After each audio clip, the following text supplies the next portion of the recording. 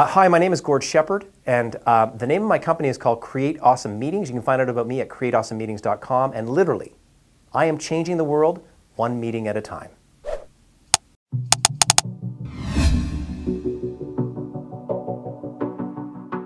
The story for me starts in the corporate world, where I worked for about probably 20 years before I became an independent, and died really a slow death in some of the worst meetings you've ever experienced in terms of all those things that you've heard about, should have been an email, all that kind of thing. And so a couple of years ago in my independent practice, working as a consultant and as a facilitator and doing things, I've written a book about this topic called How to Create Awesome Meetings. I wanted to be able to bring something together that people could follow to finally get out of this malaise, because I think it's actually at the root cause of why so many organizations are in trouble. I can't tell you, there's a great story that I had where I was a consultant in a situation. We were doing a strategy session with a board of directors, and they were a volunteer board. I was sitting there, good consultant, I'm going to lead the session, rah, do this thing, and the board chair, wonderful man, comes about 15 minutes late. He walks in the room, starts to chit-chat about his dog or something that nobody cares about. Weirdest thing happened instinctively for me is, instead of just shutting up, good consultant, collect the money and get out of there, I started to stand up and I looked at this nice man and I said, "You're late? You're talking about something here, these other 9 guys who are volunteering their time in this meeting that's probably worth $2,000 an hour. They don't care. What do you want to do about that?" I tell the story because the guy who was right was the money guy, and that guy, his shoulders went, "Oh, thank God somebody said something." And I tell that story because that's what's going on. That's what's killing our nonprofits, the ones that are dysfunctional. It's killing our corporate settings, and we feel that we can't really say anything about it. So I'm literally on a mission to every chance I get, whether I'm in front of somebody in whatever way, in the blog, in the podcast, when I'm in person.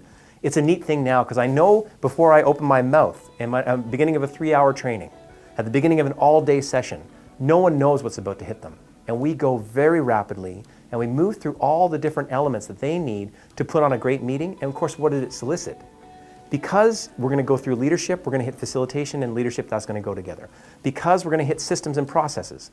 Where's your agenda? What's the follow-up? It allows me to dig through those areas. And the original contribution that I have, I think, in this space, from my perspective, is I believe that you should be able to stop any meeting at any moment and connect that moment directly to your strategy. We don't have time. Life is short for these meetings to be crap. So that's my super passion. And the neat way, in terms of thinking about some of the technology things that you were bringing up before, that I deal with in my world, because I'm a podcaster, so I got to set up a studio. I do video work. I have to sort of get outbound to do those things. I really enjoy all the gear that I've got, because I've got like a fancy mic and those things, and I can get out to the world. But I find that when I've learned all these things, systems to do webinars and get out there and teach online courses, it's a big passion of mine because I think so many people really need to get their teaching into that format.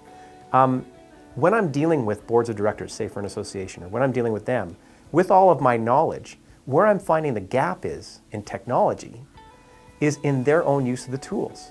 And literally, I just sort of say, well, if I'm talking to a white-haired guy and I say Google Docs, the poor guy loses his mind. He's all stuck in his Microsoft Office world. He can't make the paradigm shift to go, no, I have to. I was in the other day, I was in a meeting with someone, they said, no, I have to have Outlook, I have to. And I'm like, and I'm bringing in literally experts for any one of these aspects. And it's less about the tools than it is about talking them off the cliff for them clinging to their things that they want to use from the past. So I think it's such an exciting time, for example, in online courses. So when I worked in the corporate world, a lot of it was in the TV world. I produced award-winning educational videos.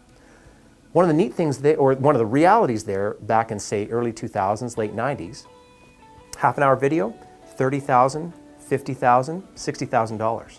Now, with educational tools, we think about things like Thinkific, Rizuku, these platforms. You can get on almost for free, or $100 a month. You want to really go for it, it's $300 a month. Suddenly your organization is taking their proprietary information and they're getting it out into the world in a very expedited way. And the cool thing with me knowing the tools punching up from a solo entrepreneurial perspective is it allows me to come into them and they can't get hosed by someone who's an HTML coder who's going to slaughter them on some back-end thing that can't be serviced in a few years. Then when I tie in things like the Google Doc workflow, which is essentially, I think they have a benefit for nonprofits for the whole suite. And I'm like, by the way, you can tie that into free AdWords and we can get you into that world. Well, suddenly we're bringing them on board there. Well, then suddenly we're talking about Google Hangouts. or Zoom meetings, and I've brought them into webinars. So I have this Trojan horse of let's talk about your meetings, and that gets me in the door. And then it opens up these other conversations where I can see where are the weaknesses in the organization and how can we start to address them in this online course piece, which I think is almost mandatory. A lot of these places have a magazine, or they have teaching and they do lunch and learns, or they have a way to get information out to their members, to their staff, to whatever it is. And this time that we're in now, where online education tools are so affordable, and there's not a big emphasis on production value. So you can actually literally get it. I've done this with a board president. I'm like, you want to talk to the rest of the board? Great. And I turned the camera on my phone. I pointed it at him. He did this thing, needed a bit of coaching, delivered a passionate presentation. Suddenly they've got a video asset piece that can go out for a year. It could go out on Facebook. It can go out on any of the platforms out there, and they're looking fantastic. He feels great. He's engaged his other board members for that next meeting in a way they've never seen him before. And so we get all that kind of momentum into the given situation. So it's a fun bundle to be able to be using the tools in my own business, but then coming into client settings and being able to really help them boost the overall productivity. And then funny enough, with sort of, I guess, MBA in tow and 20 years of psychic wars through management positions and having done those things, I now have this crazy bundle where I can reach from strategy in a given moment right down to, oh, are you uploading that video onto Vimeo or onto YouTube? Like, so it's a really interesting bundle that I have to be able to then move them forward in a way that I think is responsible. So when I hear these big quotes, one of my favorite ones, back to the Google Docs, I had a nonprofit client, and I said, oh, let's have a document where we share. We can type at the same time. They're like, really? I'm like, yeah. So have you used Google Docs before? Well, we've used it, but you know what? We actually have SharePoint. And so I said, great. And so the next time I met this person who was in charge, they said, well, we got the quote back for SharePoint. And the guy wants to set up a document share system, and he's only going to charge us $3,000. And I heard this, and I was so let down. And it's not to knock SharePoint. SharePoint in the right hands, which I've never heard a good adoption story, but SharePoint in the right hands is a wonderful tool. Except now, if I can get on for Google Docs for free, why would I not sort of be into that system? So it's a funny time right now where I think we've got a boomer cohort that's moving through the system. They're like, I don't know, 55 to 70. They're in charge, and the young people aren't going to care. In 20 years, this conversation that I'm having now, which is a transition conversation, they're not going to care because they're just going to come up using whatever, there'll be another suite of tools by that point, and whatever that is, and they're just going to be very agile in doing it. So I think it's a really exciting time for tech in terms of all the possibilities. And then if you tie in the strategy piece and actually get the people part humming at the same time, so we're not doing it piecemeal one at a time, then we have a chance for organizations to have a cohesive approach and really get their message out in the right way.